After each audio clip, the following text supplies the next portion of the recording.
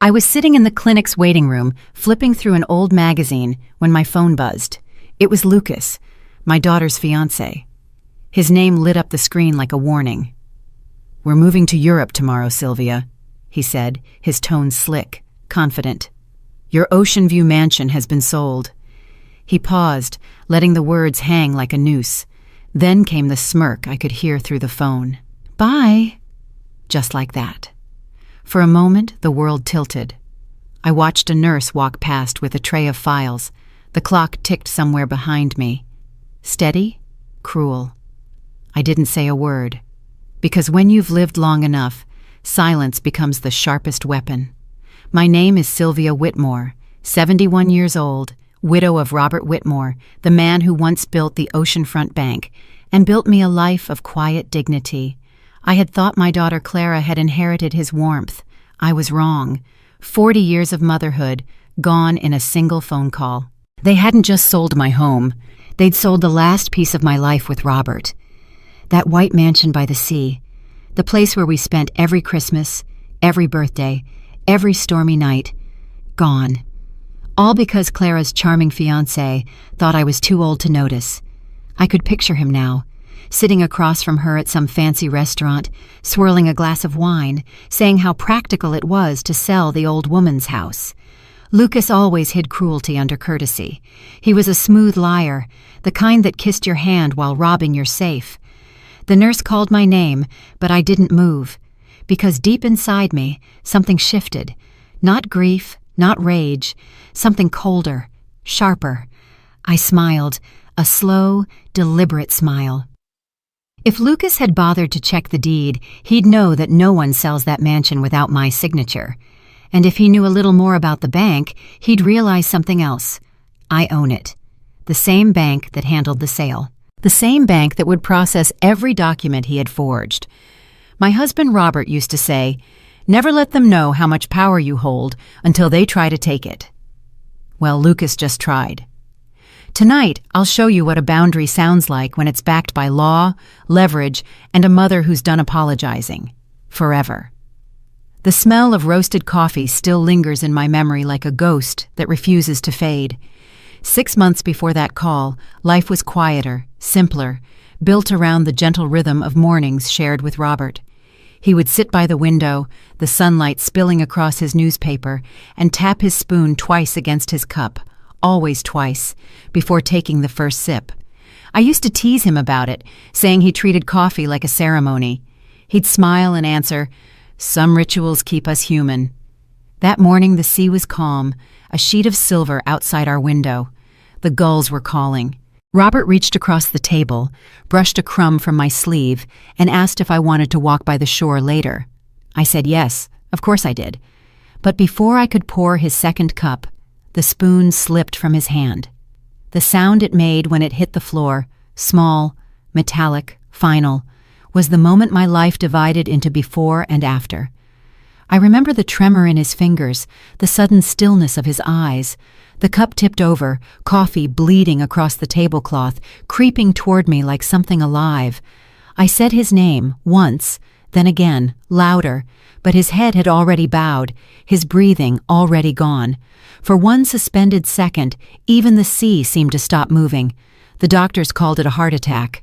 Quick and painless, they said. Nothing about it felt quick, and nothing about it was painless. The house felt too big after that. Every sound carried, the wind, the pipes, my own footsteps echoing down hallways that no longer answered back. I learned how grief can hum quietly through the walls, a constant note you can't turn off. I folded his shirts that afternoon. The soft cotton still held the shape of his shoulders. One by one, I placed them in the wardrobe, pressing my palm flat against each folded layer, as if that could keep him here a little longer. When I shut the door, the latch clicked, a small, sharp sound, and it felt like a lock on my heart. Later, as the sun sank behind the horizon, I found his reading glasses on the kitchen counter, the lenses smudged with his fingerprints. Next to them was a note, half-finished, in his neat handwriting. "If something happens, open the safe behind the study wall." He had written it weeks before, maybe months. I had laughed at him then, said he was dramatic. Now those words looked like foresight. I never opened that safe right away. I wasn't ready. For weeks, I'd pass by that wall, fingertips grazing the wallpaper, hearing his voice in my mind. If something happens? He always prepared for storms long before they arrived. I used to think it was caution. Now I understand it was love disguised as foresight. A man making sure his wife would never be powerless, no matter who tried to take from her. When I think of that morning now, I don't remember the sirens, or the paramedics, or the sound of the clock ticking on the wall. I remember his hand reaching across the table. I remember the sea outside our window, calm and endless. And I remember the last thing he said before lifting that cup, words that would return to me years later when I needed them most. "Whatever happens, Sylvia," he had said softly, "keep your dignity close. It's the only thing the world can't sell." That was the morning he never finished his coffee. It started with flowers. Clara arrived at the mansion one Sunday afternoon, her arms full of lilies, the kind Robert used to bring me. She smiled too much that day, the way people do when they're hiding something. "They reminded me of you," she said, placing the vase on the dining table. The scent was strong, almost overwhelming. Behind her stood Lucas, his hand resting lightly on her shoulder, the gesture of a man who wanted everyone to know what he owned. He greeted me with that perfect smile of his, teeth polished, eyes hollow. "You shouldn't live here alone, Mrs. Whitmore," he said. "It's not safe for someone your age." Someone your age. The phrase landed with quiet precision. I nodded, thanked him for his concern, and watched the way Clara's fingers intertwined with his. There was tension in that grip, control disguised as affection. Over tea, Clara spoke about the city, about her work, about how busy life had become. Lucas interrupted often, finishing her sentences as though her thoughts belonged to him. He talked about real estate, about opportunities, about how property values were peaking near the coast. "It's the perfect time to sell," he said, swirling the spoon in his cup, "before the market drops." I stirred my own tea slowly, listening. The porcelain clicked faintly each time my spoon brushed the edge. That sound was steadier than his voice. When he excused himself to take a call, Clara sighed and leaned back in her chair. "He's just trying to help, Mom," she said. "He worries about you living all the way out here." "I've lived here for 40 years, I replied. "The sea hasn't hurt me yet." She smiled, but her eyes darted toward the door where Lucas had disappeared. "He thinks we could find you a nice place closer to the city, something smaller, easier to manage." "Easier to manage," I repeated. "That's an interesting way to describe confinement." Her expression faltered, only for a second, before she reached for my hand. "I just want you to be comfortable." "Comfortable," I said, returning her smile, "isn't the same as safe." The air between us shifted, heavy with unspoken things. Outside, the wind picked up, rustling the curtains. The lilies trembled in their vase. When Lucas returned, he placed his arm around Clara again, and she leaned into him out of habit. I could see the pattern forming, her dependence feeding his ambition. I had seen it before, in younger couples at the bank, when charm was just another form of leverage. After they left, I stood by the window and watched their car roll down the driveway. The sea beyond shimmered, endless and indifferent. I looked at the lilies on the table. One petal had already fallen, curling at the edge like something exhausted from pretending to bloom. I thought of Robert's words. "Keep your dignity close." Dignity, I realized, isn't loud. It doesn't beg or argue. It watches, it waits. That night, I wrote in my journal, a habit I had long abandoned. Clara visits often now, always with him. Love visits more when inheritance waits. The pen felt heavier in my hand. Each word I wrote was calm, measured, but underneath the calm, something else began to stir. A quiet knowing that the warmth I once recognized in my daughter's eyes had been replaced by reflection. Not her own light, but someone else's shadow. I closed the journal, placed it on Robert's old desk, and glanced at the vase once more. The lilies had already begun to lean toward the dying light. The morning after their visit, the house felt too quiet, as if every room was holding its breath. I walked through the hallway, past the framed photographs of birthdays and holidays, each one capturing a life that no longer fit inside the present. Dust floated in the sunlight like small, aimless thoughts. The ocean beyond the windows whispered against the rocks, steady and unbothered, the same way it had been when Robert was alive. In the study, his model ship still stood on the shelf.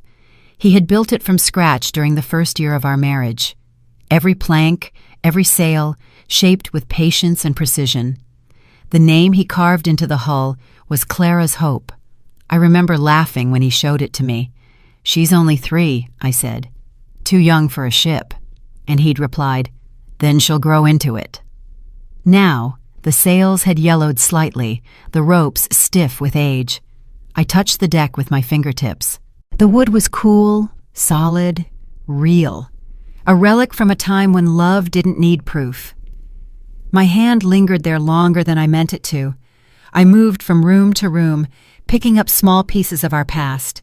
The piano Robert used to play at dusk, the blanket Clara wrapped herself in during thunderstorms, the seashell lamp that glowed softly in our bedroom. Every object hummed with the echo of someone's laughter. They hadn't just sold a house. They had sold the museum of my life. In the corner of the living room, a framed photograph had slipped sideways. I straightened it. It was from our anniversary, Robert and I standing by the sea, his hand on my shoulder, my hair caught in the wind. I remembered how he'd said that the ocean never really takes anything away. It only hides it until you're ready to face it again. I closed my eyes, and for a moment, I could almost hear him. His voice, deep and calm, the kind that made silence feel full instead of empty. The tide rose and fell outside, as if keeping time with my breathing. "They didn't just sell my home," I whispered. "They sold my memories piece by piece." The house answered with creaking wood and distant waves. I stood in the doorway, the late afternoon light cutting through the windows, painting long golden lines across the floor. The air smelled faintly of salt and old wood, the scent of everything I had lost, and everything I had yet to reclaim. Before leaving the room, I adjusted the sails on the model ship. It stood straight again, ready for wind. I left it there, facing the open window, where the sea breeze could reach it. The ship might never sail, but its presence was enough. A reminder that some things, once steadied, never truly sink. Evening settled over the house like a memory I couldn't turn off. The last light of day stretched across the walls, golden and fading, the color of endings. I sat at Robert's old desk, the same place he used to balance the ledgers for Oceanfront Bank, and opened the bottom drawer. For years I had kept his things untouched. Letters, receipts, fountain pens that no longer wrote. Beneath them, wrapped in brown paper, was a sealed envelope. It was heavier than it looked, its edges worn from time. My name was written across the front in Robert's handwriting, steady and sure. Underneath, a single line read, "Open only when you're ready." For months, maybe longer, I had ignored it. I wasn't ready then. But now, after that phone call, after Clara's visit, after realizing how easily kindness could be used as a weapon, I was ready. I tore the envelope open carefully. Inside was a small silver USB drive, its surface cool and smooth. Robert always had a way of turning sentiment into practicality. He believed love should protect, not just comfort. I placed the drive into the laptop, and the screen came alive, bathing the room in blue light. A video file appeared with a date from 3 years ago. When I clicked it, his face filled the screen. He was sitting right here, in the same chair, wearing the same gray sweater I'd kept folded in the wardrobe. His smile was soft, but deliberate, as if he had rehearsed this moment knowing it would find me one day. "If you're watching this," he said, "something must have changed." I froze. His voice was warm, familiar, threaded with the steadiness that had once built our life. "I wanted you to know, Sylvia, that every share I owned in Oceanfront Bank now belongs to you. You're the controlling shareholder. The documents are already in place. I did it quietly because I know how you value peace. But if someone ever tries to touch what's yours, they'll find out soon enough who really holds the pen." He paused and leaned closer, his tone turning gentle. "The bank isn't just money, my love. It's protection. If they touch what's yours, they touch what's mine, and through it, you'll own them." I didn't realize I was crying until the tears blurred the image on the screen. The sound of his voice felt like both an embrace and a command. The room seemed brighter suddenly, as if the light itself had understood. I looked down at the small drive, still glowing faintly, and smiled through the tears. Robert hadn't left me alone. He had left me armed, not with anger, but with knowledge. I leaned back in the chair, the sea wind whispering through the window. On the desk, the silver drive reflected a thin beam of light, a quiet torch burning against the dark. I closed the laptop and placed the USB back inside the envelope. The paper was soft now from my hands, edges bending slightly. I sealed it again with a single piece of tape and returned it to the drawer. Some secrets are meant to rest, not because they're forgotten, but because they're understood. When I turned off the lamp, the faint blue afterglow of the screen lingered on the glass for a moment before fading completely. The house returned to silence, but the silence felt different, not empty, not lonely. It felt like the pause before a storm that already knows its direction. Night had fallen quietly, wrapping the house in the kind of stillness that made every sound feel louder. I sat alone in the study, the lamp casting a pool of amber light over Robert's old desk. My fingers traced the grain of the wood, following the same lines he used to draw when he worked late. Somewhere beneath the stacks of ledgers and neatly folded receipts, I knew something was waiting, something he had left for me. I opened the drawer slowly. Inside, beneath a stack of yellowed papers, lay a sealed envelope, thick and weighty, its corners soft from years of being moved but never opened. My name was written across it in Robert's hand, bold, steady, and full of purpose. Below it, one sentence: "Open only when you're ready." I had seen that envelope every day for 6 months and always looked away. But tonight, after the phone call, after Lucas's smug voice and Clara's silence, I finally understood what ready meant. It meant there was nothing left to lose. I broke the seal. Broke. Inside was a small silver USB drive, cool and smooth in my palm. Robert had been meticulous about records, about security. The bank was his world, and through it, he had built mine. I inserted the drive into the laptop. The screen flickered, then filled with his face, sharp suit, gray sweater beneath, eyes calm as the sea. "If you're seeing this, Sylvia," he began, his voice steady, "it means life has changed." The sound of him, real, alive, made my chest tighten. He continued, his tone a careful balance of warmth and instruction. "I've transferred all controlling shares of Oceanfront Bank to your name, quietly, permanently. You are the sole owner now. I didn't tell you sooner because you would have refused. You've never needed power, but power may one day need you." I pressed my hand to my mouth. The desk blurred through tears I didn't feel falling. "The bank isn't just business," he said softly. "It's leverage. If anyone ever tries to take what's yours, remember this: they can't. Every loan, every signature, every transaction moves through you. If they touch what's yours, they touch what's mine, and you'll own them before they even know it." He leaned back, a faint smile touching his lips. "Don't let grief make you smaller, Sylvia. Let it make you precise." The video ended, freezing on that smile. The room was silent except for the distant hum of the sea. I stared at the screen until the glow dimmed and only my reflection remained. My hands were trembling, but my mind felt clear. I removed the drive and held it up to the light. Its silver surface caught the reflection of the lamp, flashing like a signal. Not a cry for help, but a beacon of readiness. I placed it back inside the envelope, folded the flap, and returned it to the drawer. The paper rustled softly, a sound almost like breath. Robert had left me the kind of gift no thief could steal: foresight. He hadn't prepared me for loneliness. He had prepared me for war. the kind fought in silence, with documents, signatures, and the quiet patience of someone who knows exactly where the power lies. When I turned off the lamp, the afterglow lingered on the screen for a heartbeat before fading. The room fell into darkness, and for the first time since his death, I didn't feel alone. I felt awake. The next morning, sunlight poured into the room like it had forgotten how to be gentle. It touched every surface, the desk, the photographs, the lines of my face in the mirror. I had not slept, but I didn't feel tired. My body was still, yet my mind moved with a new, deliberate rhythm.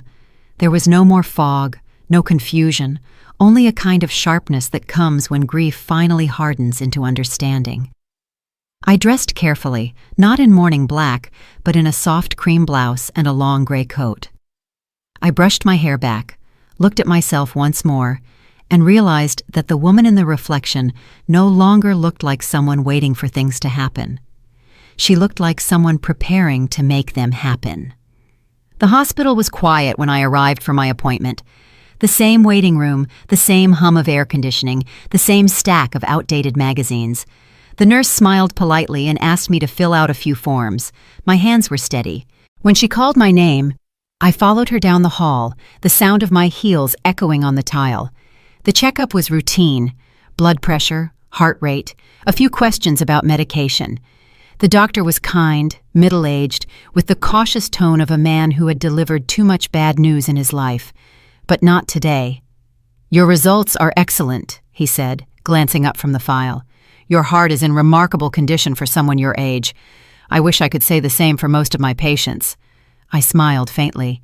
"So, I'm healthy enough for trouble?" He laughed, not understanding what I meant, and handed me the summary sheet. "Healthy enough for anything." When I stepped outside, the late afternoon sun had turned the hospital windows to mirrors. For a second, I caught my reflection again, smaller this time, framed by the light. I thought of Lucas's words, his arrogance, the certainty in his voice when he said the house was sold. He had no idea how alive I was. The paper crinkled softly in my hand as I read the line at the top. Excellent cardiovascular health. I folded it neatly, slipped it into my coat pocket, and felt the USB beside it. Cold, metallic, solid. Two truths pressed against my palm, my heart still strong, and my power finally awake. I began to walk toward the parking lot, the breeze lifting the edges of my coat. Around me, life moved as usual, people leaving appointments, nurses laughing, the faint rhythm of a world that believed in normal days. But for me, there would be no more normal. There would only be the quiet unfolding of consequence. As I reached the car, a leaf landed on the windshield, spinning gently before resting flat. I brushed it away and whispered to no one in particular, "My heart's fine, but theirs won't be." The engine started with a low hum. I took one last look at the hospital building, then drove toward the coast, where the ocean waited, calm and endless, reflecting the light like glass. There was peace in that stillness, but beneath it, I could feel the tide preparing to turn. That night, I left the window open. The wind carried the faint sound of waves into the room, steady and patient. Somewhere out there, the sea was breathing, gathering its force for the storm that was coming. And for the first time in a long time, I was ready to meet it head-on. The morning after my appointment, I woke to the sound of gulls circling above the shoreline. The air smelled of salt and rain, the sky split between gray and gold. I made the bed, smoothed the wrinkles from the sheets, and folded the corners with the same precision Robert once admired. Everything looked neat, ordinary, and harmless. It was exactly the illusion I needed. In the kitchen, I brewed a pot of tea and poured it into a porcelain cup Robert had bought during our honeymoon. The steam curled upward, thin and silent. Across the table lay the folded medical report, proof that I was stronger than anyone assumed. I took one last look at it before tucking it into a drawer. Some truths are better hidden until they're useful. When the doorbell rang, I knew who it was even before I looked. Helen, my neighbor, stood on the porch holding a basket of muffins, her expression soft with pity. "I heard about Clara," she began gently. and that she and her fiancé are planning to move. You poor thing. You'll be all alone now. I smiled faintly, stepping aside to let her in. I've always been good company for myself. We sat in the living room. She talked about her grandchildren, about the charity drive at the church, about how quiet the neighborhood had become. I nodded, poured her tea, and pretended to listen. Every few minutes she looked at me with that blend of sympathy and curiosity that people reserve for the recently betrayed. You must miss having someone around, Helen said finally. I do, I replied, my tone light. But I've learned that silence can be loyal when people aren't. She laughed softly, unsure whether it was meant as humor. You're stronger than I could ever be. I'm not strong, I said, watching the steam drift from my cup. Just aware. Her eyes lingered on mine for a moment, then she nodded. If you ever need anything, dear, just call me. I will, I said, knowing I never would. When she left, I carried the empty cups to the sink, rinsed them, and looked out the window at the sea. The waves were rolling slowly, predictable and unbothered, the kind of calm that comes before the water decides to rise. I understood it. Calmness isn't surrender, it's camouflage. I returned to the desk and turned on the computer. The login screen of Oceanfront Bank appeared, the logo glowing faintly in the dim room. My fingers moved across the keys with familiarity. Robert had taught me the internal systems years ago in case of emergencies. Knowledge is insurance, he used to say, not power until you need it. I typed a brief message addressed to Donovan Pike, our family's attorney and Robert's oldest friend. It was simple, almost domestic in its tone. Tea this week? Need to discuss estate matters. I signed it SW and sent it. Afterward, I opened the drawer where Robert's letter and the USB now rested. I didn't take them out. Not yet. I just let my fingertips brush against the paper. It was like touching a weapon still in its sheath, waiting for the right moment to draw. Outside, the first drops of rain began to fall. I closed the window, but left the curtains open. The storm could come if it wanted. I had weathered worse. I made another cup of tea, poured it slowly, and sat back down at the table. Across from me, the chair where Robert used to sit remained empty. I imagined him there, quiet, watchful, approving. He would have understood the mask I wore, the soft-spoken widow who looked fragile but held an empire behind her smile. I raised my cup toward that empty chair and whispered, "Let them believe I'm broken. Broken glass cuts deepest." The next afternoon, I drove into town, the rain having washed the streets clean and left the air tasting of metal and salt. The sign for Pike & Associates came into view, just as it had for more than 30 years. The brass letters were a little tarnished now, but the man behind them had not changed. Donovan Pike was still the same steady presence he had been when Robert and I first opened our accounts, the same calm voice who handled the fine print most people never bothered to read. His secretary looked up as I entered. "Mrs. Whitmore," she said, surprised, her tone dipping quickly into warmth. "It's been so long. Mr. Pike will be thrilled to see you." "Thank you," I replied, taking a seat in the waiting area. The faint tick of the grandfather clock echoed against the paneled walls. Legal offices always smelled of paper, ink, and secrets. When Donovan appeared, his hair was grayer, his shoulders broader with age, but his eyes were exactly as I remembered, steady, analytical, kind in a way that never felt condescending. "Sylvia Whitmore," he said with a small smile. "It's been too long." I stood, and he clasped my hands firmly. "Robert would scold me if I let that much time pass," I said. "He'd scold both of us," Donovan replied. "Come in. You look well." His office overlooked the harbor. The afternoon sun caught the water in broken reflections that danced across the ceiling. He gestured for me to sit, then moved to the cabinet behind his desk, retrieving a thick folder already labeled with my name. I hadn't called ahead. He had kept it ready all these years. "I'm assuming this visit isn't social," he said gently. "No," I answered, "but I wish it were." He opened the file, scanning the documents inside. "Everything you and Robert built still stands. Oceanfront Bank remains under the original ownership structure you both created. You still hold the controlling shares." His words settled in the air, calm but absolute. "Do you remember telling me once," I said, "that power means nothing until someone tries to take it?" He looked up, smiling faintly. "I said that to Robert, too. He liked to repeat it whenever the board got too loud." I leaned forward slightly. "Lucas Reed, the man Clara plans to marry, has been handling the sale of my house, or so he believes. I'd like to make sure every transaction under that address is reviewed and any related accounts frozen for now." Donovan nodded, understanding instantly. "A preemptive safeguard." "Call it prudence," I said. "And a little curiosity." He turned toward his computer, typing with quiet efficiency. "You know, Robert used to tell me that you were the sharper one." "Then you know how wise he was," I replied. A small laugh escaped him. "All right. We'll issue a temporary hold on any sale or transfer related to your property. I'll also flag the buyer's bank account under compliance review. That will be Lucas's company," I said. "Oceanfront Realty." Donovan paused mid-keystroke and raised an eyebrow. "He's using Oceanfront's name?" "Yes," I said calmly. "I thought it poetic. The irony will be, too." He leaned back in his chair, folding his hands. "You realize you still own the controlling shares of the bank, Sylvia. Legally speaking, if they used Oceanfront Bank to fund anything, you can access every document, every signature." I met his gaze. "Then silence is our best weapon." He nodded slowly.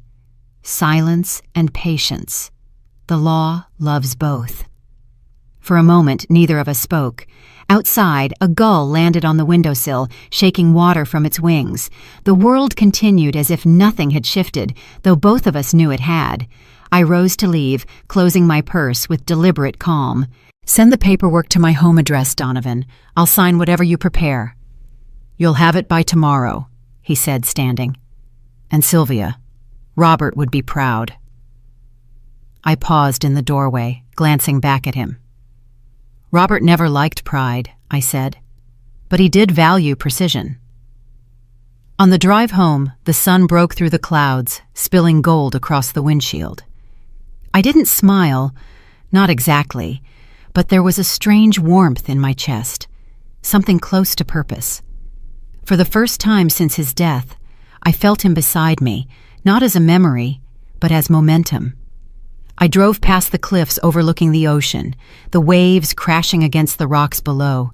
Each one struck with measured force, patient and inevitable, like the sound of justice rehearsing its entrance. By the end of the week, the neighborhood had begun to whisper. News travels faster than truth in quiet towns, and people love a story that lets them feel kind. To them, I was the lonely widow, the woman left behind by her daughter, abandoned in her seaside house with nothing but memories and ghosts. They didn't know I was listening, and I didn't correct them. Let them think I was fragile. The weak are always underestimated. That morning, I decided to go into town. The rain had stopped, leaving the streets clean and shining, the air bright with salt. I wore a soft gray scarf, simple pearls, and my calmest expression. At the market, Helen was already there, standing near the flower stall. She waved when she saw me, her smile warm and full of pity. "Sylvia, dear, out and about today?" she asked, holding a bouquet of white chrysanthemums. "Yes," I said, examining the flowers. "The house feels a bit empty. Thought I'd bring something alive into it." She nodded, her tone tender. Her tone, "You're so brave. I can't imagine how hard this must be for you, especially after what happened with Clara. People talk, you know, but I always tell them you've handled it with grace." "People always talk," I said lightly. "It keeps them busy." Her eyes softened, unsure whether I was joking. "If you ever need company, my husband and I would love to have you for dinner." I smiled. "That's kind of you, Helen. I might take you up on it one day." She looked relieved, as though she'd been waiting for permission to feel good about her own compassion. We chatted a little longer about the weather, the rising cost of groceries, the church raffle next month. Every word she spoke came wrapped in sympathy, and every nod of mine was perfectly timed. As we parted, she squeezed my hand. "Stay strong, dear." "I intend to," I said. I carried the bouquet through town, nodding at the familiar faces who smiled too brightly, waved too long. Their kindness was polite theater, a show performed for their own comfort. I walked through it quietly, letting the act continue. It was safer that way. When I reached the bakery, I bought a single loaf of bread and a small jar of honey, just enough to make the image complete. The gentle old widow who still found sweetness in simple things. The cashier smiled as he handed me the change. "You doing all right, Mrs. Whitmore?" "I always am," I replied. Back home, I arranged the chrysanthemums in a crystal vase on the windowsill. Their white petals glowed against the dark waves beyond the glass. They looked like purity, but they smelled faintly of funerals. I stepped back and studied them. Perfect. Then I went to my desk and checked my email. A new message from Donovan waited. The subject line was short. Action confirmed. The text was even shorter. Hold implemented. Transactions frozen. I closed the laptop slowly, my reflection faint in the black screen. Outside, I could hear Helen's laughter drifting across the yard as she spoke to another neighbor, probably telling them how strong I was being. I smiled to myself. Let them talk. Let them think I was harmless. Because in a world that only pities, silence becomes the sharpest disguise. I turned toward the sea, its surface calm and glimmering. Every wave that broke against the rocks whispered the same thing back to me: they'll never see it coming. The following morning, I woke earlier than usual. The sky outside was the color of steel, the sea flat and pale beneath it. I sat by the window with a cup of tea, watching the tide retreat as the first email of the day arrived on my phone. It was from Donovan. The subject line read, "Action executed." I opened it slowly. The body of the message was one simple sentence. "Transfer of property temporarily suspended pending verification." Beneath it, an attachment. The official notice bearing Oceanfront Bank's watermark. My signature was printed neatly at the bottom. The power of a single line of ink had never felt heavier. Across town, in a bright glass office, chaos had begun. Donovan called later that morning. "It's done," he said. "Every transaction linked to the mansion has been frozen. The realty office received the notice an hour ago." "Good," I said. "And Lucas?" "He'll find out soon enough. They always do." After hanging up, I walked through the house, the familiar floorboards creaking under my steps.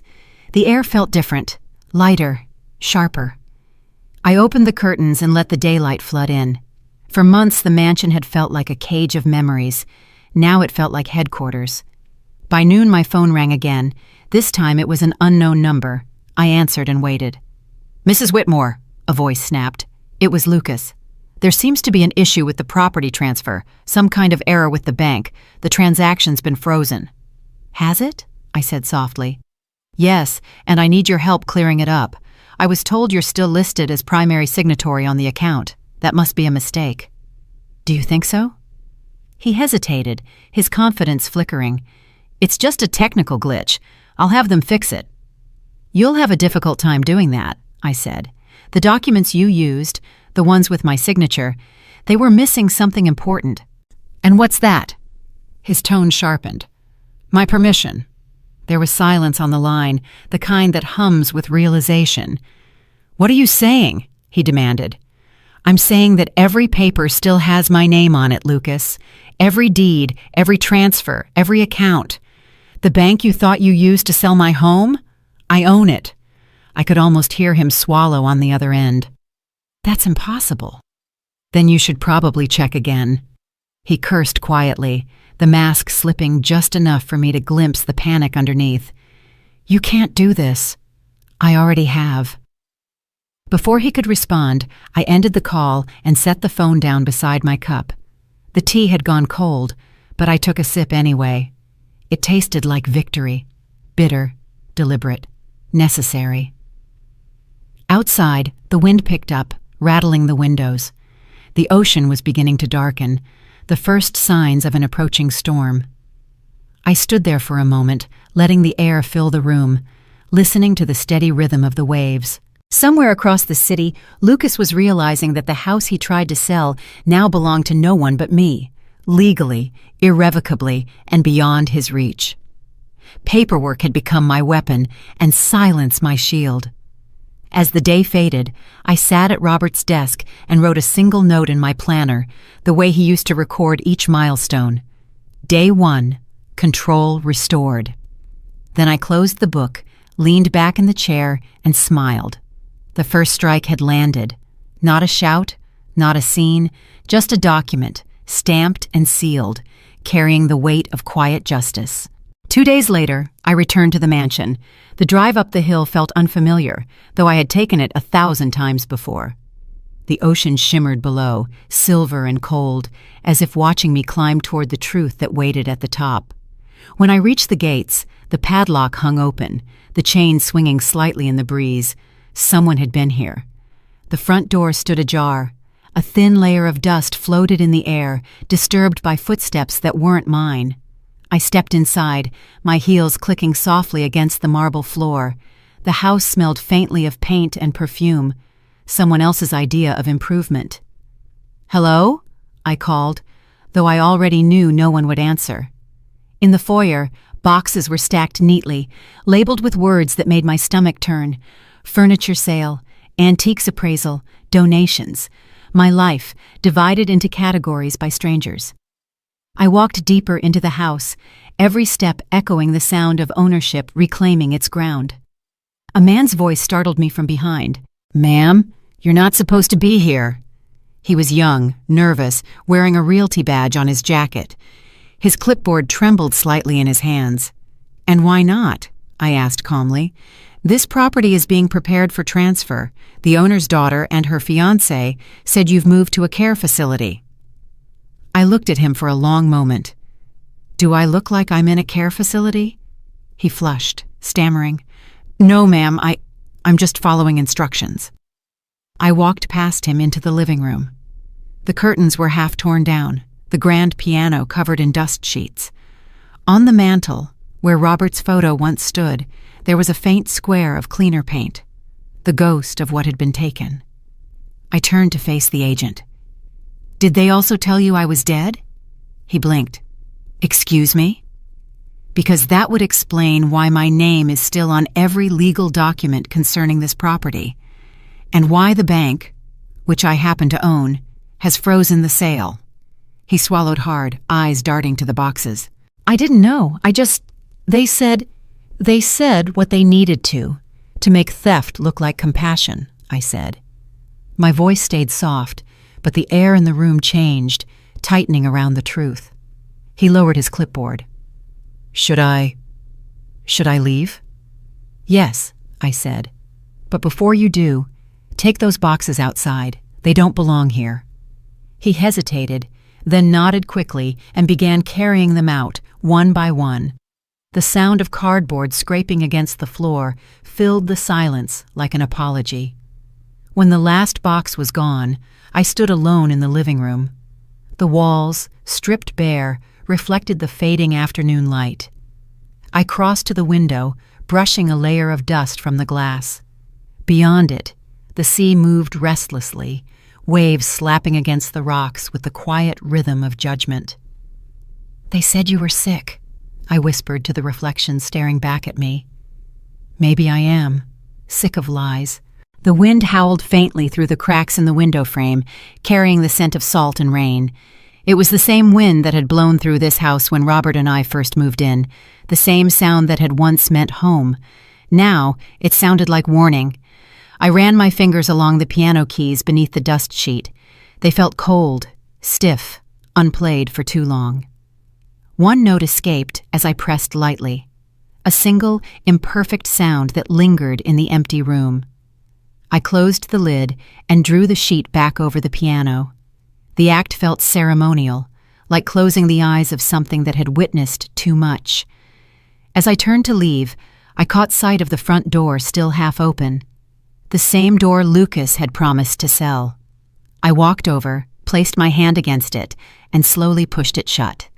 The click of the latch echoed down the hallway, a small, final sound that felt like a heartbeat returning to its rhythm. Outside, thunder rolled far out over the water. The storm had not yet reached the shore, but I could feel it gathering. Lies had opened this door. Truth had closed it. The next time it opened, it would be on my terms. The following morning, I met Donovan at his office again. The air was thick with the promise of rain, and the sky hung low, heavy, the way it always does before a reckoning. He was already standing by his desk when I walked in, a folder open before him, pages spread out like evidence laid bare. "I think you'll want to see this," he said quietly. I took the seat across from him and waited. He slid the papers toward me. At first glance, they looked familiar. My name printed in its usual elegant font, my signature looping neatly at the bottom. Perfect. Practiced. Almost. "Lucas used these documents to authorize the transfer," Donovan explained. "The signatures are remarkably convincing, but the ink tells a different story. It's synthetic, printed, not written. Someone scanned your signature from an old form and reproduced it." I looked closer. The line of the W in Whitmore curved slightly higher than mine ever had. It was a small difference, the kind only a patient person would notice. I smiled faintly. "He always did underestimate patience," I said. Donovan watched me carefully. "I'll have our compliance team file an immediate fraud report. We'll need your verification to confirm which version is authentic." I reached into my purse and pulled out a pen, the same one Robert had given me the year we founded Oceanfront Bank. Gold trim, still heavy in my hand. I uncapped it slowly, then laid the papers side by side, the forgery and the original. "This one," I said, tapping the false page, "is what greed looks like when it tries to imitate grace." Then I signed the real document beneath it. One clean, deliberate motion. The ink gleamed wet under the light. "There," I said. "Now it's mine again." Donovan nodded, satisfaction flickering behind his calm. "That will hold up in court. And in the court of perception, which might be even stronger." He placed the authentic copy into a separate envelope and sealed it with a red stamp.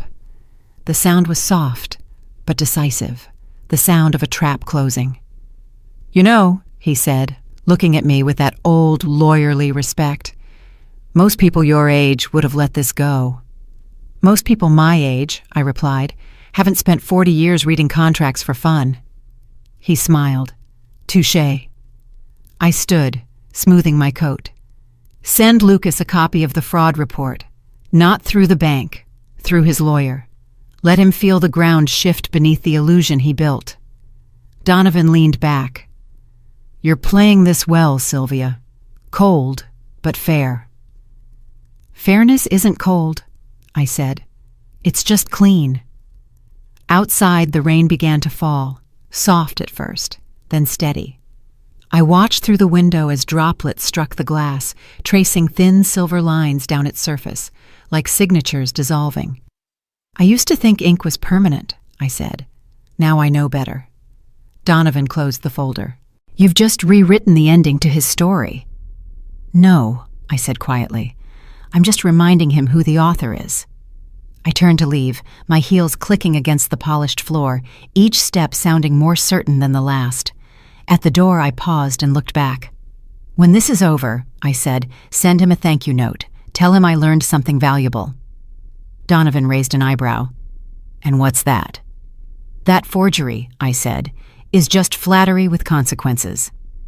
I walked out into the rain, letting the cold drops sting my face as the clouds finally broke open. Somewhere across the city, Lucas was beginning to understand that he hadn't just stolen a signature. He had awakened the woman who wrote it. The rain had cleared by morning, leaving the air bright and cold, the kind of day when the sunlight feels sharper than it should. I dressed simply. A navy coat, gloves, and the same pearl earrings Robert had once called my armor. Then I drove to the Oceanfront Bank, the institution we had built brick by brick, law by law. The building stood the same as it always had, its glass facade gleaming in the light, the company's name etched across the front like a quiet monument. Inside, everything smelled of polished wood and ambition. People hurried past with coffee cups and tablets, unaware that the woman walking among them had once signed their paychecks. At the counter, a young employee looked up and smiled. Her name tag read Lucy Morales. She couldn't have been older than 25. "Good morning, ma'am," she said. "How can I help you today?" "I'd like to review some details regarding a transfer connected to Oceanfront Realty," I said. "It's under the name Lucas Reed." Lucy nodded politely. "Do you have authorization, ma'am?" "I do," I said, handing her a slim folder with the Oceanfront seal, the kind only senior-level owners received. Her eyes widened slightly as she scanned the stamp. "Oh," she murmured, "please, follow me." She led me through the frosted glass corridor into a quiet conference room. The blinds filtered the sunlight into clean geometric lines across the table. Lucy opened her laptop, fingers moving quickly. "There's a flagged notice on this account," she said. "It seems the transfer was frozen by our compliance department." I took a seat, folding my gloves neatly beside me. "Yes," I said, "I'm aware. I'd just like to verify the documents myself." She nodded, pulling up the scanned contracts. On the screen, I saw the familiar curves of my forged signature, the one Lucas had used. I tilted my head slightly, studying it as though I were an art critic examining a forgery. "You have a good eye," Lucy said, noticing my focus. "Whoever did this was meticulous." "Meticulous," I repeated, a faint smile touching my lips. "That's one word for it." I leaned closer, pointing at the lower corner of the page. "Do you see this loop here on the W? It rises too high. I never make that stroke. That's how you tell the difference between confidence and imitation." Lucy looked impressed. "You know a lot about signatures." "I should," I said softly. "I married a banker." She laughed, uncertain whether it was a joke. "Would you like me to note the discrepancy?" "Yes," I said. "Mark it for fraud review. And print me 2 copies, one for the file, one for myself." As she typed, I studied her. Quick, sharp, observant. The kind of mind that noticed details most people ignored. When she returned with the papers, she hesitated. "Mrs. Whitmore," she said cautiously, "may I ask something?" "Of course." "Why are you doing this yourself? Most people would let the lawyers handle it." I looked at her steadily. "Because knowledge is my quiet gun." Her eyes widened a little, uncertain whether to laugh or take it seriously. "That's powerful." "It's practical," I said. "If you understand the system, you never have to raise your voice. You just pull the right file." She nodded slowly, as if memorizing every word. I placed the printed documents back into the folder, then stood. "You've been very helpful, Miss Morales. Keep learning. You'll need it one day." "I will," she said, smiling. "It's an honor to meet you." I paused at the doorway, watching the reflection of sunlight slide across the glass walls, a shimmer like the sea. In that moment, I saw not just a bank, but a classroom. Every file, every clause, every number on those screens was a weapon waiting for the right hand to wield it. As I stepped back into the lobby, a man held the door for me. The wind swept through, carrying the faint scent of the ocean.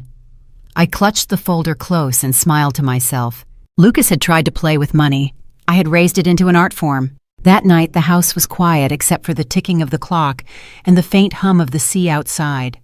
The moonlight stretched across the living room floor, pale and sharp as a blade. I sat at Robert's old desk, surrounded by folders, letters, and the faint smell of ink.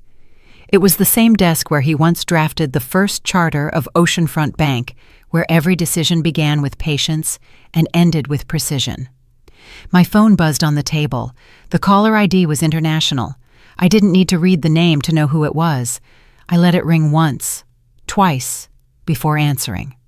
"Still awake, Mrs. Whitmore?" Lucas's voice slithered through the speaker, thinner now, stripped of the charm it once carried. In the background, I could hear traffic and rain. Not the gentle kind, but the kind that beats against glass in frustration. "I rarely sleep when people owe me explanations," I said. He gave a short laugh, but there was no humor in it. "You've made a mistake. The transaction's locked, my accounts are frozen, and your lawyer is playing games. This isn't over." "You're right," I said. "It's not." He hesitated. "You think you can scare me with paperwork?" "Not scare," I said, turning one of the documents toward the light. "Teach." For a moment there was silence, a silence so deep I could hear him breathing. Then his tone hardened. "You're bluffing. You're just a bitter old woman clinging to the law?" I interrupted. "Yes, I do cling to that." He exhaled sharply, and I could almost see him pacing, running his hand through his hair, that perfect composure starting to crack. "You don't understand how this works. I can fix it. I'll talk to the bank directly." "I'd like to see you try," I said evenly. "You'll find that the bank has changed its priorities." "What's that supposed to mean?" "It means," I said slowly, "that it listens to me." There was a beat of silence, then a low curse. You set this up." "No," I said, almost gently. "My husband did. I just followed the instructions." He shouted something incoherent, then stopped. I could hear the sound of glass breaking, perhaps a bottle, perhaps a mirror. Then, nothing. "You should rest, Lucas," I said softly. "You'll need a clear head for the investigation tomorrow." "What investigation?" "The one you started," I said, "by signing my name." The call went dead. I sat there, the phone still warm in my hand, the night still humming around me. The silence after his voice vanished felt enormous, like a wound finally cauterized. I placed the phone down beside a neat stack of documents, aligning the corners precisely the way Robert always did. Across the room, the clock struck midnight, steady and calm. "I didn't raise my voice," I murmured to the empty room. "I just raised the stakes." I closed the folder, the paper's weight solid beneath my fingertips. Outside, the wind rose, rattling the windows. The waves below crashed harder against the rocks, as if echoing the sound of something breaking, not in me, but in him. By the time I turned off the lamp, the storm had begun. It would last all night, but I didn't mind. Some lessons need thunder to be heard. Thousands of miles away, under the gray Parisian sky, Lucas Reed was unraveling.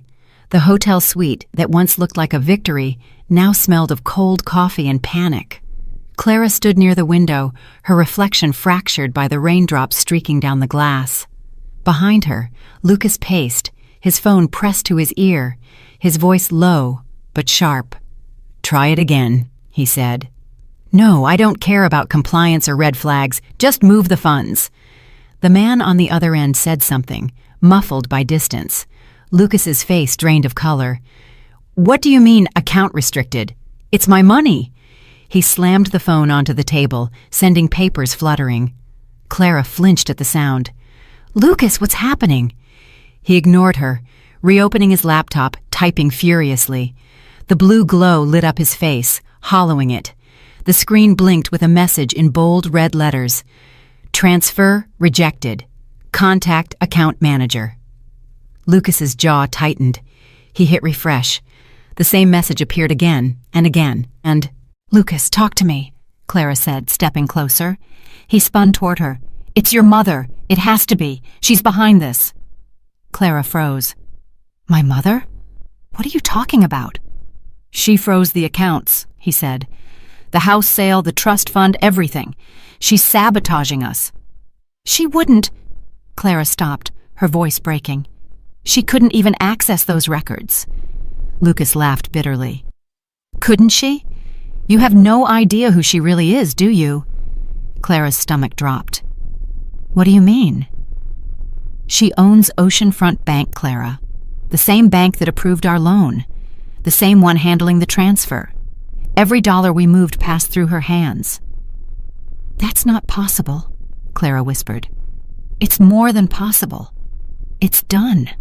He shoved the laptop toward her. "See for yourself." She stared at the screen, at the frozen transaction, at her name tied to it. Her pulse quickened. "Lucas, Did you forge her signature? He hesitated, just long enough for her to understand the truth. Oh my God, she said, stepping back. You did. You actually did. Don't be naive, he snapped. It's just business. Business? Her voice trembled. You used me. You used her. I used opportunity, he said coldly. And if she'd kept out of it, we'd be rich. The air in the room turned heavy. Clara's tears came fast, silent. She looked at the man she thought she loved and saw nothing but ambition wearing a mask. Meanwhile, back in California, I sat in my study, the news channel murmuring quietly in the background. A report flashed across the screen. Financial investigation, Oceanfront Realty under scrutiny for fraudulent transactions. The anchor's voice was calm, detached, but every word landed with precision. I turned up the volume slightly, listening to the details. Lucas's name was mentioned once, briefly, then followed by the phrase, international inquiry pending. On the table beside me lay the same contract he had forged, now stamped and sealed as evidence. The law didn't need me to chase him. It was already doing its work. I sipped my tea, still warm, and whispered to no one, You can't outrun what's already written in ink. Back in Paris, Clara packed a small suitcase. Lucas didn't notice until she zipped it shut. Where are you going? Home, she said. To face what I should have seen sooner. He laughed, a broken sound.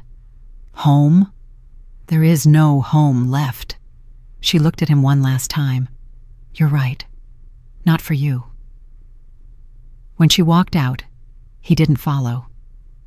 The hotel door closed softly, but to him, it sounded like judgment. Later that night, as the rain hammered against the windows, he sat alone in the dim light, staring at the lifeless laptop screen. His reflection stared back, older, meaner, and suddenly very small. Across the ocean, I turned off the television, the storm outside finally easing. The waves brushed the shore with a rhythm that felt almost merciful. Somewhere far away, everything he'd built on lies was collapsing under its own weight. Some lessons, I thought, only the fall can teach. It was past midnight when I heard the knock. 3 slow, uneven taps that sounded more like a plea than a visit. Outside, the wind dragged the last of the rain across the windows, and the ocean murmured somewhere beyond the cliffs. I stood still for a moment, listening. No one ever came to this house uninvited anymore.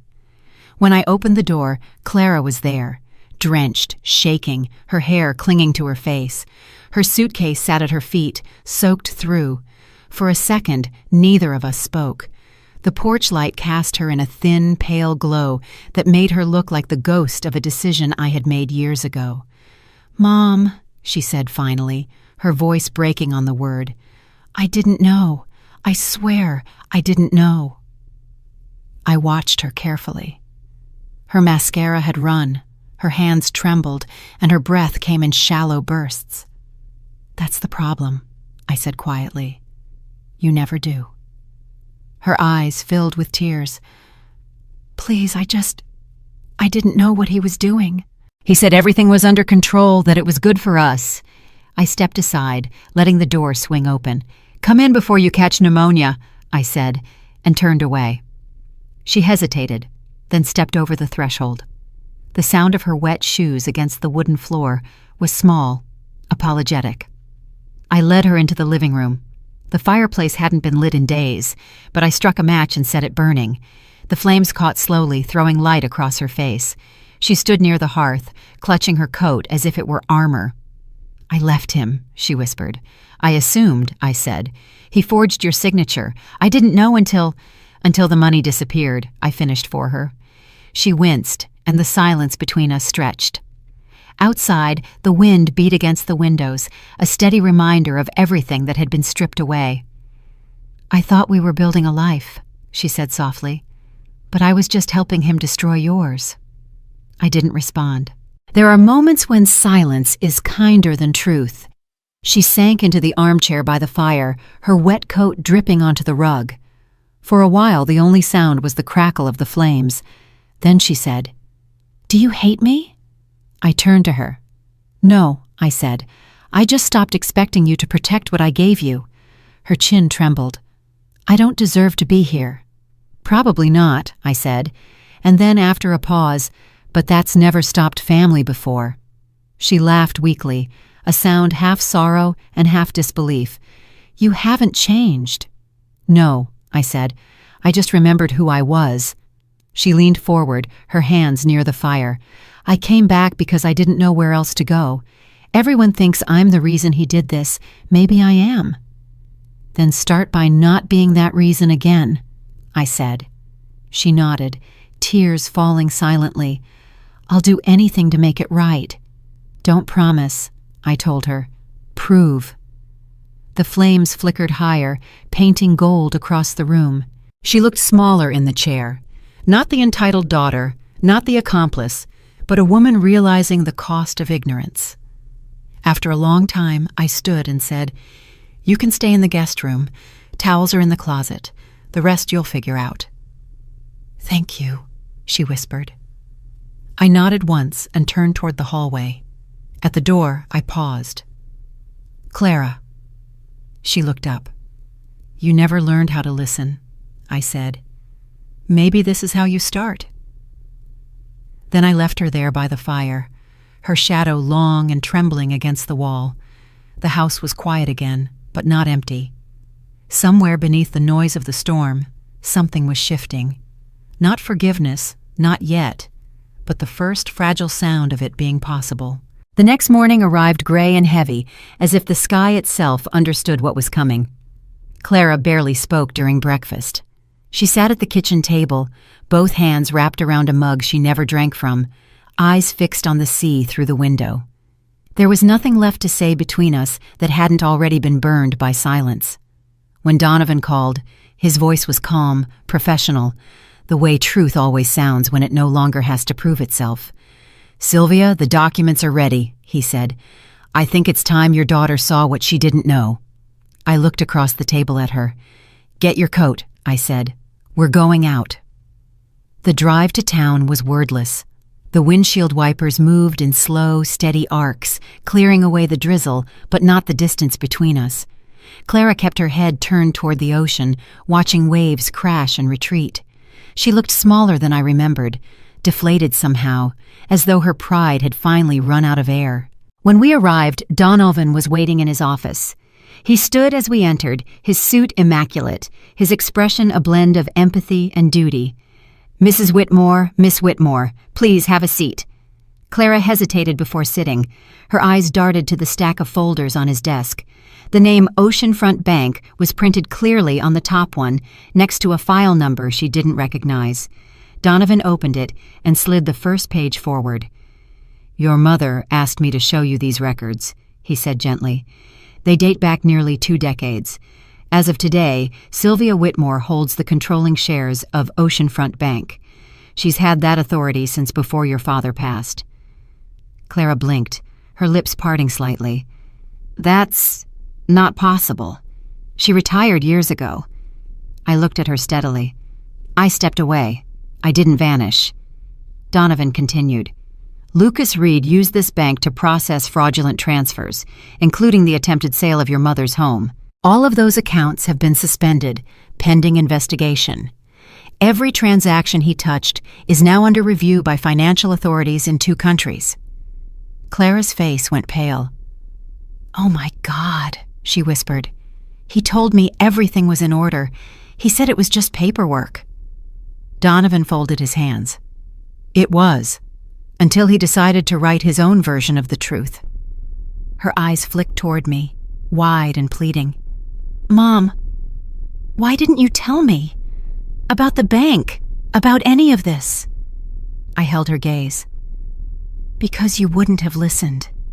You needed to learn it, not hear it." Tears welled in her eyes. She tried to speak, but the words came out cracked and small. "You saved me, even after everything I did." "No," I said. "I protected what was left of us. There's a difference." The room was silent, except for the faint hum of the air conditioner. Donovan looked away politely, giving us space. I could see her trembling, the way her shoulders folded inward, shame reshaping her posture into humility. After a long moment, I said, "You wanted freedom. Now you have it. But it comes with responsibility. Every decision you make from now on carries a name. Mine, yours, and his. Make sure you understand the weight of that." She nodded, her voice barely a whisper. "I do." I stood. "Good. Then start acting like it." As we left the office, Donovan walked us to the door. "Justice isn't always about punishment," he said softly. "Sometimes it's about revelation."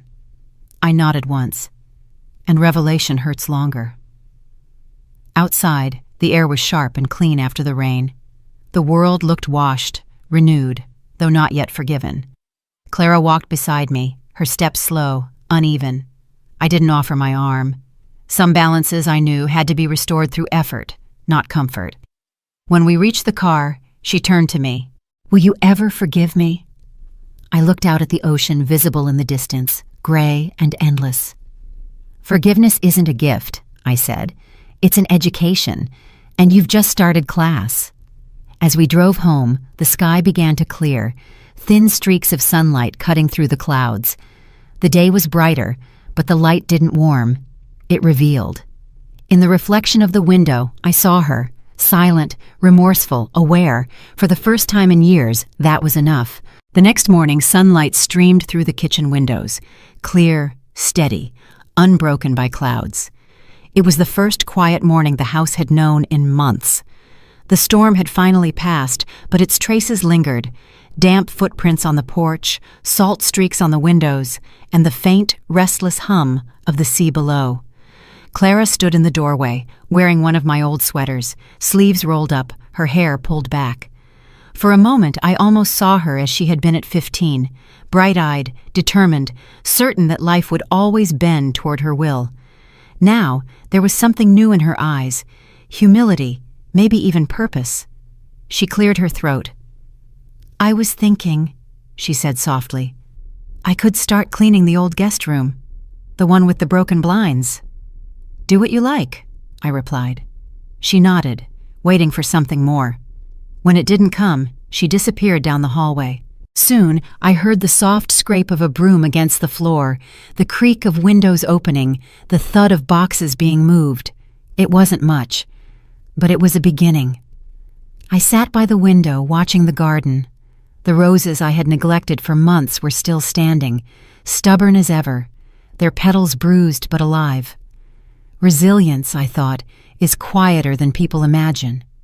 It doesn't roar. It rebuilds. Hours passed in gentle rhythm. The house slowly began to sound like a home again.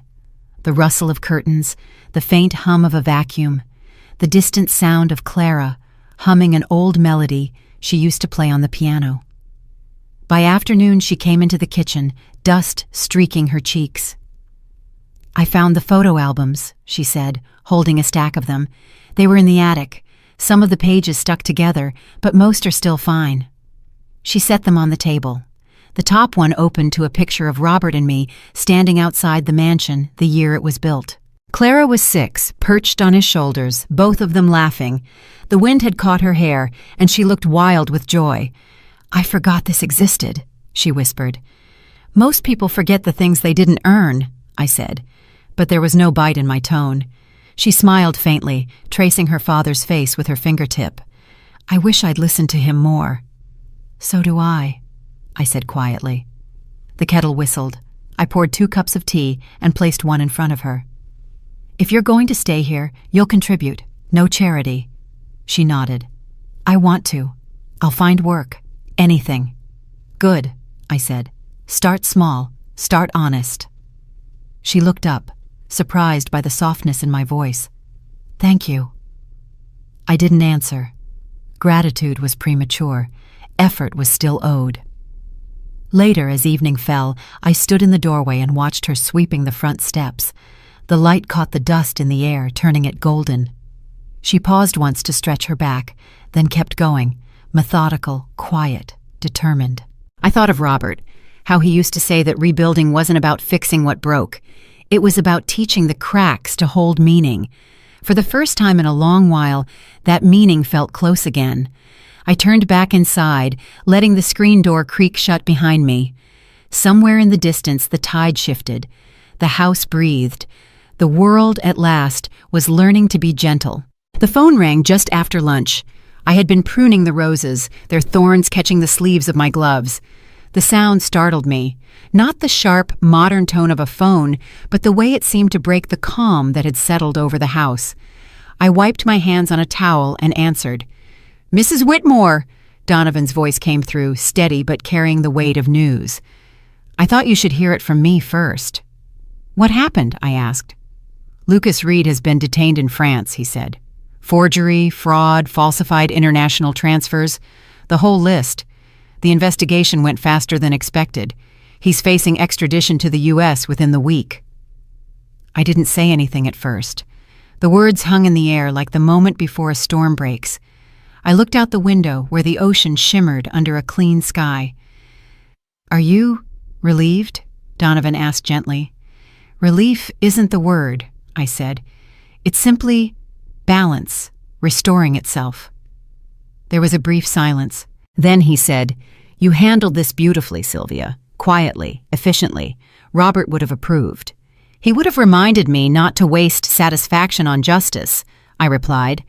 Donovan chuckled softly. "You sound like him more every year." "That was always the plan," I said, and smiled faintly. We spoke a few more minutes about technicalities, paperwork, future hearings, frozen assets, the formal language of closure. When I hung up, I stood for a while, listening to the hum of the wind through the open window. It carried the faint salt of the sea, mingled with the scent of earth and new growth. Clara appeared in the doorway, wiping her hands on a dish towel. "Was that Mr. Pike?" "Yes," I said. "What did he say?" I turned toward her, letting the light fall between us like a soft curtain. "Lucas has been arrested." She froze, her breath catching. "Is he going to prison?" "Eventually," I said. "The law takes its time, but it doesn't forget." She looked down, her voice trembling. "I didn't want this for him." "Neither did I," said, "but he wrote his own ending." Clara sank into a chair, covering her face with her hands. "I thought justice would feel different. I thought it would feel like winning." "It never does," I said. "It just feels quiet." She nodded slowly, tears slipping through her fingers. "Do you hate him?" "No," I said after a pause. "Hate is still a kind of attachment, and I've spent enough of my life tied to people who mistook kindness for weakness." Outside, the wind shifted. The waves had calmed, rolling in slow, deliberate rhythm. For the first time in months, the horizon looked clean, as if the storm that had defined our lives had finally drifted out to sea. Clara stood and moved toward the window. "What now?" she asked. "Now," I said. "We keep living. That's the hardest part of all this, learning how to breathe when the noise stops." We stood there in silence, side by side, watching the water sparkle under the sun. Somewhere beyond the horizon, a man who had built his life on deceit was beginning to face the echo of his own choices. And for the first time in a long while, the air inside the house felt lighter. Not because the storm had passed, but because we had survived it. Evening came soft and gold, the kind of light that forgives everything it touches. The sea outside shimmered like glass, calm and endless. In the living room, the air carried the faint scent of salt and old wood polish, traces of the life we'd lived before everything broke.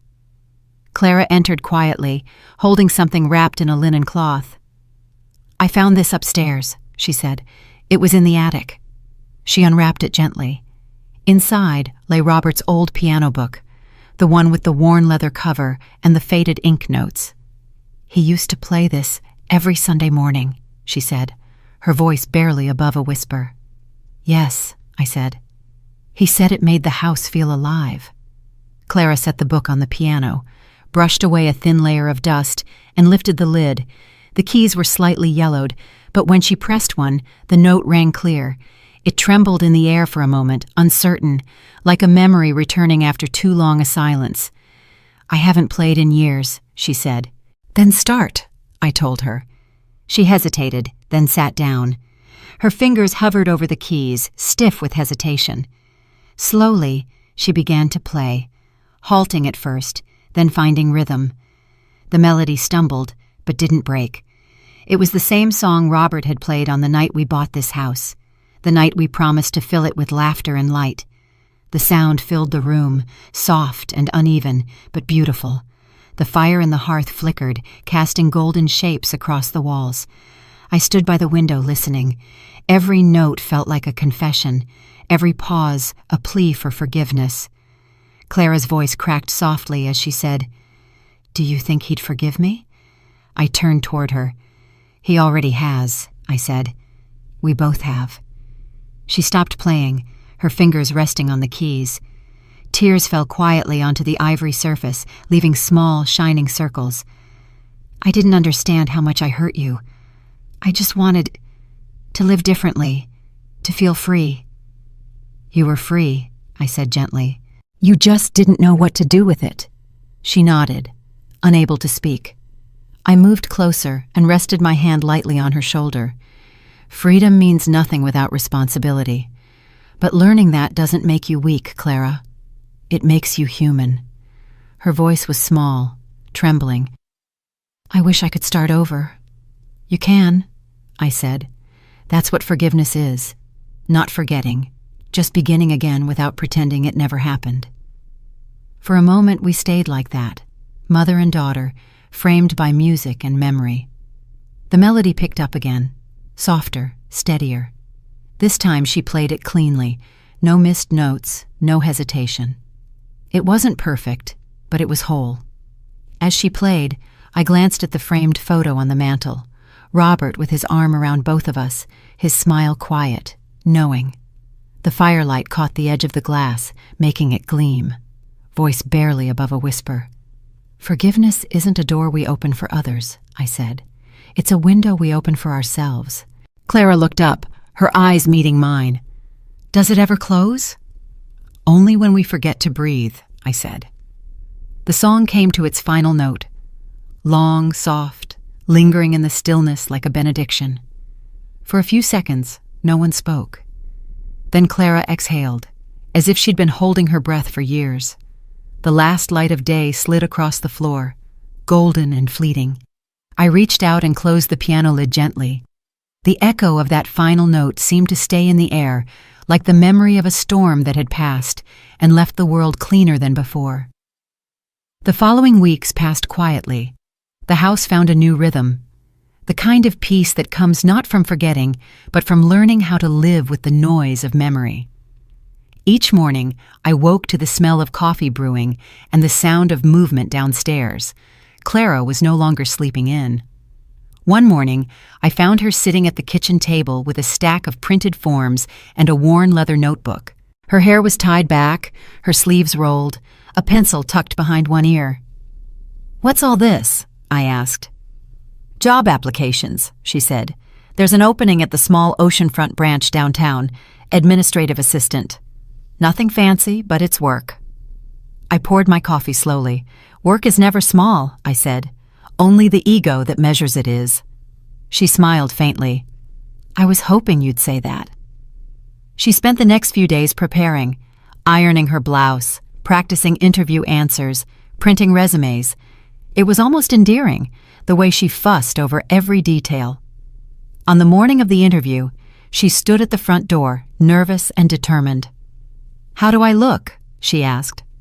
"Like someone finally worth hiring," I said. She laughed softly, kissed my cheek, and left.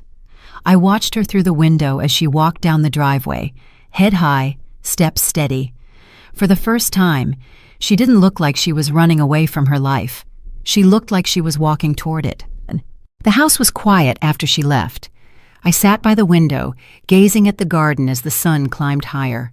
The roses had begun to bloom again, stubbornly bright against the salt air. It struck me that survival wasn't loud or glorious. It was patient, repetitive, and humbling.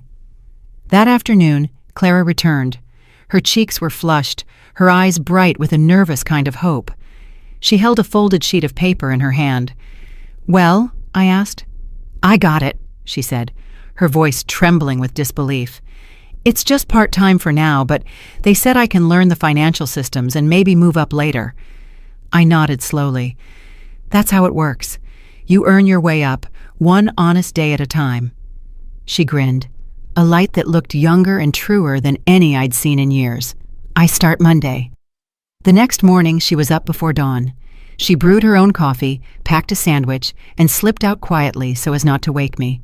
But I was already awake, watching from the window as she caught the early bus into town, the same bus I once took when Robert and I were building everything from scratch.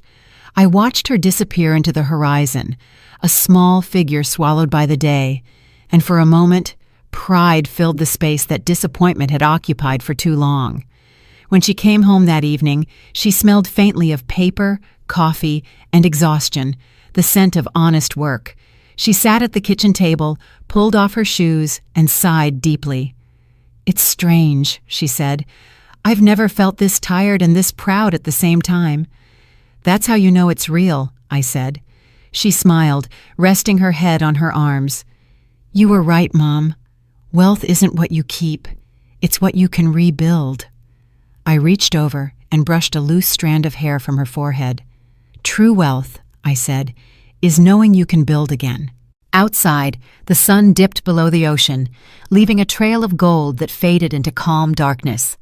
The waves rolled steady against the shore. No storms, no shouting, just the quiet rhythm of work, of time, of redemption.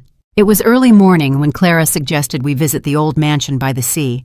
6 months had passed since the storm of betrayal had ended, and the house had been standing empty, waiting like an unopened letter. We drove in silence along the coastal road, the same one Robert and I had taken countless times before. The air smelled of salt and beginnings. When we arrived, the gate creaked as I pushed it open. Wildflowers had begun to grow between the stones, and the paint on the fence had faded from bright white to the color of sand. Yet the house itself stood proudly, weathered but not broken. Clara stepped forward first. "It looks the same," she said softly, her voice trembling. "It does," I replied. "The sea forgives faster than people." The front door gave a familiar groan as we stepped inside. Dust swirled in the sunlight streaming through the tall windows. Every corner whispered of the past, the scent of cedar, the echo of piano notes, the faint memory of laughter long gone. Clara ran her fingers along the wooden banister, tracing invisible lines of childhood. "I used to hide right here," she said, pointing at the curve of the staircase. "Dad would pretend not to see me." I smiled. "He always saw you. He just wanted you to think you were clever." She laughed, and the sound was pure, unguarded, unburdened. It filled the empty rooms like a forgotten melody. For the first time in years, it didn't hurt to hear laughter in this house. We spent the morning cleaning. Clara opened the windows wide, letting the sea breeze rush in. I dusted the shelves and wiped the picture frames. The portrait of Robert still hung above the fireplace, his calm eyes watching us both, as if measuring the distance between who we were and who we had become. At noon, sunlight poured into the living room, and Clara set the table for two. We ate simple food, bread, soup, and fruit, the kind of meal we once shared before everything became complicated. After lunch, she stood by the window, looking out at the vast blue horizon. "You know," she said slowly, "this house feels different now. It's not just ours anymore. It feels like it's meant for something bigger." I turned to her. "What do you mean?" She hesitated, then looked at me with that same earnest spark I once saw when she was little. "I remember what you told me, about how Dad wanted this place to help others, a shelter by the sea, right?" "Yes," I said, my voice quiet. "He dreamed of turning it into a refuge for women starting over, a place where they could find peace and learn again." "Then let's make it happen, Mom," Clara said. "We have the space, we have the means, and I finally understand why it matters." Her words hit me harder than I expected. For years, I had carried Robert's unfinished dream like an unspoken vow. To hear it come from her felt like the circle had closed. I walked to the window beside her. The sea shimmered, calm and infinite. "Then we'll rebuild it together," I said. Not as a monument to what was lost, but as proof that forgiveness can build something new. We spent the rest of the day sorting through old furniture and boxes. Clara found Robert's sketches for the Haven, a simple logo of a lighthouse beside a wave. She traced it gently with her fingertip. "He really planned it," she whispered. "He did," I said. "And now it's our turn." By late afternoon, the rooms were filled with sunlight again. We opened every door, letting the air circulate freely, as though the house itself was taking a deep breath.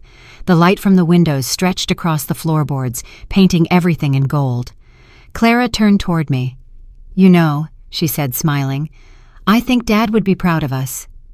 I looked at her, truly looked, and saw not the frightened daughter who once ran away, but a woman who had rebuilt herself through truth, humility, and work.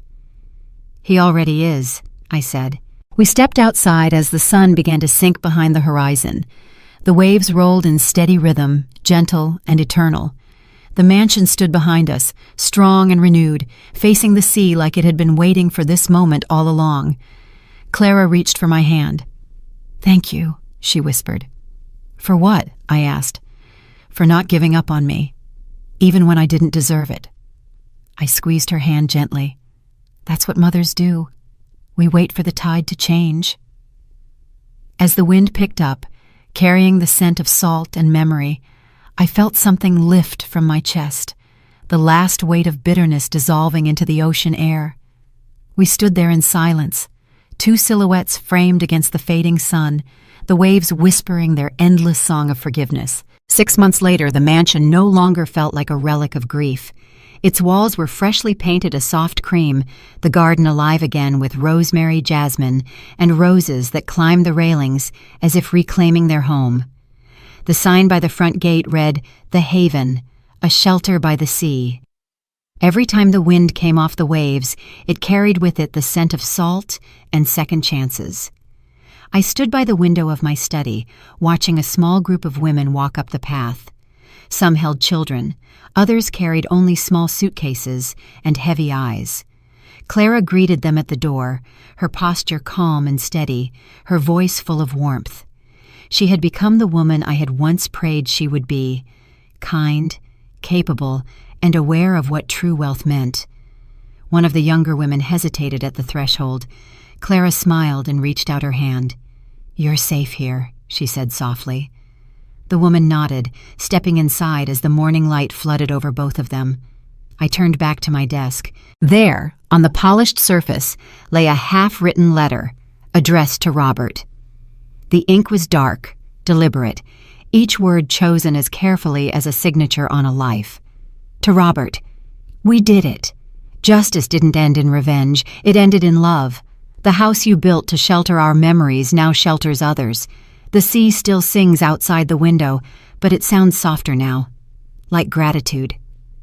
I set the pen down and watched the ink dry slowly, thinking about how every act of justice had once been born from quiet understanding. Robert always said that dignity was wealth you could never lose, and now, watching Clara carry that truth forward, I finally believed him. Outside, the day shimmered with life. Workers repaired the old boathouse, and laughter floated across the courtyard. In the kitchen, I could hear the sound of dishes, the rhythm of belonging. The house that had once echoed with silence was now filled with voices, not loud, but alive. Clara appeared in the doorway, wiping her hands on a towel. "We just finished registering 3 new residents," she said. "One of them used to be a teacher. She wants to help with accounting classes for the women who stay here." I smiled. "That's perfect. Knowledge is the first form of freedom." Clara nodded. "You taught me that." I didn't reply.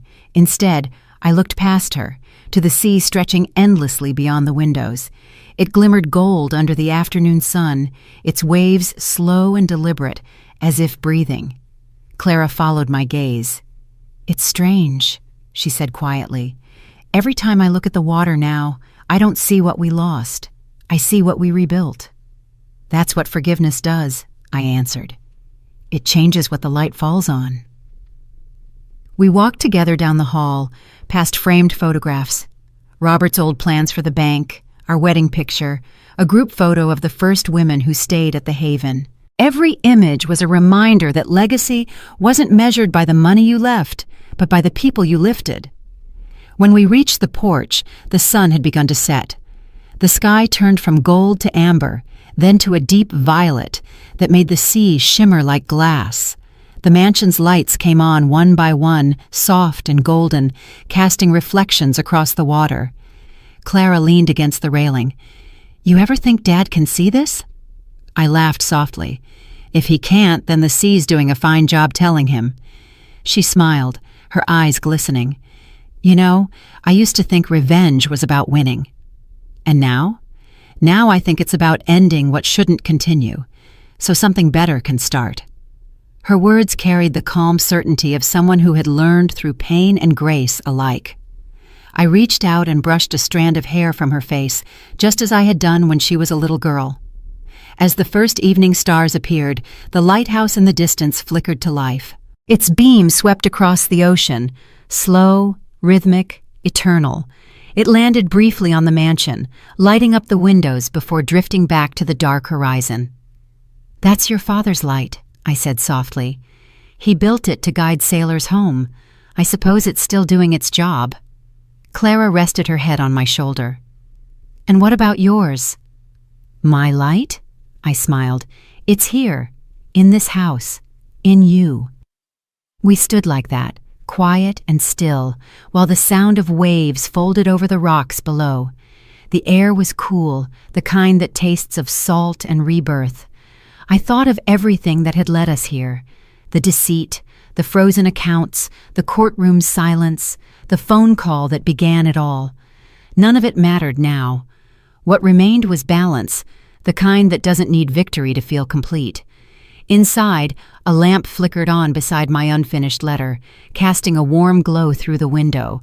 From where we stood, the light looked like a beacon, steady and alive against the dusk. In the distance, the sea rolled on, whispering softly against the shore. "Revenge is a tide," I whispered. "It takes, it gives, it cleanses. In the end, what remains isn't salt, it's clarity." The wind caught the edges of my scarf, lifting it gently like a final breath. And in that moment, as the light from the window met the reflection of the sea, I knew this was the true ending, not destruction, but renewal. The house, the ocean, the light, all part of one long forgiveness.